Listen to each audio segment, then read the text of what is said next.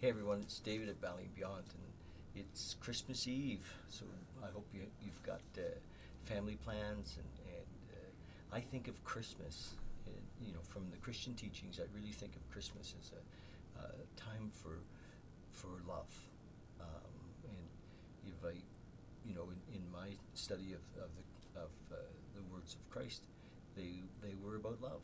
They were about a new way, and from the Old Testament to the New Testament, and Jesus' teachings were of a new way, and that was the way of love. And I really think he was a master of being present. You know, he was, that was the deal. He was present, and certainly, I don't think lived in the past or the future, and that's really our message.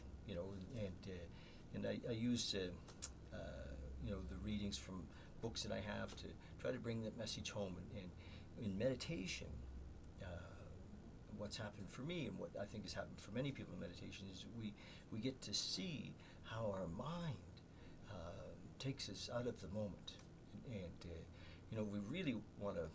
I think when I think of Jesus and the Christian teachings, I think of the miracles that were written about, and if we really want to work miracles in our life, we have to be present.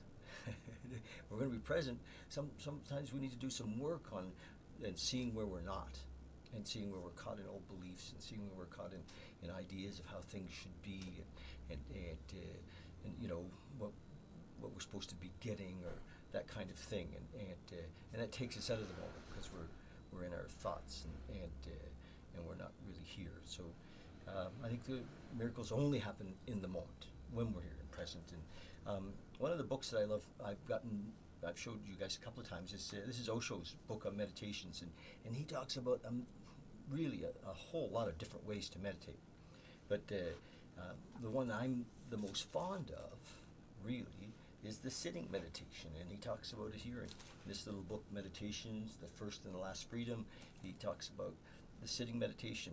You are simply sitting. There's nothing to do. Oh, you're simply sitting there doing nothing. All is silence, and all is peace, and all is bliss. You have entered godliness. You have entered the truth. And he goes on to describe about sitting, and all the things that happen in the mind, and all the thoughts that go on, and in his teaching here, he really suggests that it might take a few months of sitting on a regular basis, maybe 20 minutes, 30 minutes, for something to really click. And the mind, though, will tell you that it's not a very smart thing to do. You really don't have time for that. You should be doing other things. And what about? And it says here, the mind will give you 1,001 arguments, but if you just go on listening without being bothered by the mind, it will do all kinds of tricks. It will hallucinate, it will dream, it will become sleepy, it will do all that is possible to drag you out of just sitting. But if you go on, if you persevere, one day the sun rises. One day it happens. You're not feeling sleepy. The mind has become tired of you, is fed up with you, has dropped the idea that you can be trapped, is simply finished with you. There is no sleep, no hallucination, no dream, no thought. You're simply sitting there doing nothing. And all is silence, and all is peace, and all is bliss. You have entered godliness. You have entered truth.